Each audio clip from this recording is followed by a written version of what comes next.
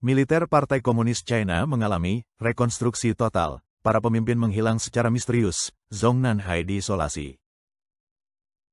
Militer Partai Komunis China, PKC, belakangan ini jauh dari kata tenang. Sebuah perebutan kekuasaan di Ambiang Tengah terjadi di dalam tubuh militer. Para pemimpin militer tingkat atas PKC menghilang satu persatu, bukan karena pensiun atau rotasi rutin, tetapi benar-benar lenyap dari pandangan publik tanpa jejak. Beberapa bahkan namanya dihapus total, dengan seluruh situs web dibersihkan dan profil serta biografinya dihapus seolah-olah mereka tidak pernah ada. Kasus yang paling menyita perhatian adalah Miao Hua, mantan Direktur Departemen Kerja Politik Komisi Militer Pusat, CMC, sebuah posisi tinggi dan salah satu orang kepercayaan dekat Xi Jinping. Sejak November lalu, beredar rumor bahwa ia telah diskors untuk diselidiki. Pada tanggal 30 April pihak berwenang akhirnya mengumumkan bahwa statusnya sebagai delegasi Kongres Rakyat Nasional, NPC, telah dicabut. Apa artinya ini? Ini pertanda bahwa karirnya benar-benar tamat. Menurut buku pedoman PKC, jika seseorang kehilangan status sebagai delegasi NPC, hampir bisa dipastikan dia akan dipenjara, tanpa jalan keluar.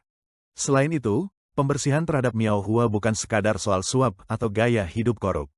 Masalah utamanya adalah dugaan pembentukan kelompok dan upayanya mencampuri pengaturan personel militer untuk Kongres Nasional ke-21 PKC, sebuah kejahatan politik yang sangat serius. Anehnya, meskipun dia telah diselidiki tahun lalu, berita ini baru muncul sekarang. Apakah ada perebutan kekuasaan yang lebih besar di balik penundaan ini? Fakta bahwa hal ini diumumkan sekarang menunjukkan bahwa mungkin ada faksi yang tak bisa lagi bertahan, atau bahwa satu faksi telah dihancurkan sepenuhnya oleh faksi lain. Berbicara tentang faksi lain, kita tak bisa mengabaikan Zhang Yuxia, wakil ketua CMC saat ini yang diangkat langsung oleh Xi Jinping. Baru-baru ini beredar rumor bahwa dia mulai membersihkan loyalis Xi, mungkin untuk melindungi dirinya sendiri. Tindakan Zhang Yuxia belakangan ini sangat mencurigakan. Kemanapun dia pergi, selalu dikawal oleh sejumlah besar pengawal pribadi. Disebutkan bahwa bahkan Zhong Nanhai, kompleks kepemimpinan tertinggi PKC, telah dikunci oleh pasukannya, dengan semua jalur keluar dikendalikan oleh militer. Jika sesuatu terjadi, tidak satupun pemimpin puncak di Beijing bisa melarikan diri. Seorang wakil ketua CMC yang menyegel pusat kekuasaan di Beijing jelas melampaui sekadar tindakan pengamanan.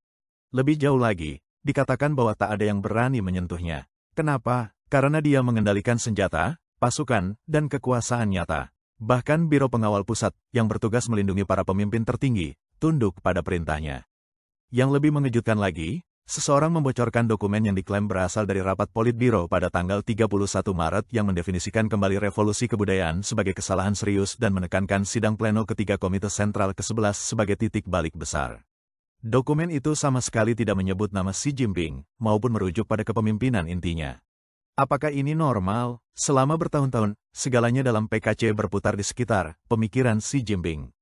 Jika sebuah dokumen lengkap tidak mencantumkan namanya, ini menandakan bahwa Xi mulai disisihkan, setidaknya di atas kertas, dan bukan lagi satu-satunya pusat kekuasaan. Detail penting lainnya yang tidak banyak diperhatikan, situs web Komisi Pusat untuk Inspeksi Disiplin dan Komisi Pengawasan Nasional baru-baru ini diam-diam menghapus semua berita anti korupsi terkait keluarga Zhang Yuxia. Ini sangat tidak biasa. Jika Miao Hua sedang ditangani dan berita negatif tentang Zhang juga diturunkan, apakah ini berarti seseorang sengaja melindunginya?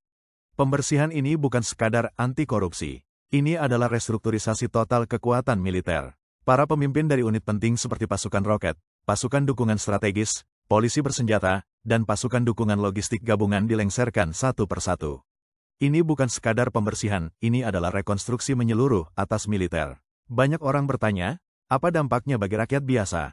Dampaknya besar. Ketika PKC menghadapi kekacauan internal, mereka cenderung memprovokasi pihak luar untuk mengalihkan perhatian. Itulah mengapa belakangan ini kita sering melihat pengerahan pesawat militer dan latihan di Laut China Selatan serta Selat Taiwan, taktik untuk menutupi kekacauan dalam negeri. Singkatnya, gejolak di tubuh militer PKC ini bukan sekadar perombakan personel. Ini adalah perombakan kekuasaan secara menyeluruh. Dan permainan ini belum selesai. Apakah akan ada tokoh yang lebih besar yang tumbang? Apakah Zhang Yuxia akan menjadi kambing hitam berikutnya, atau justru akan membalikkan keadaan dan merebut kendali penuh atas kekuatan militer? Mari kita tunggu dan lihat.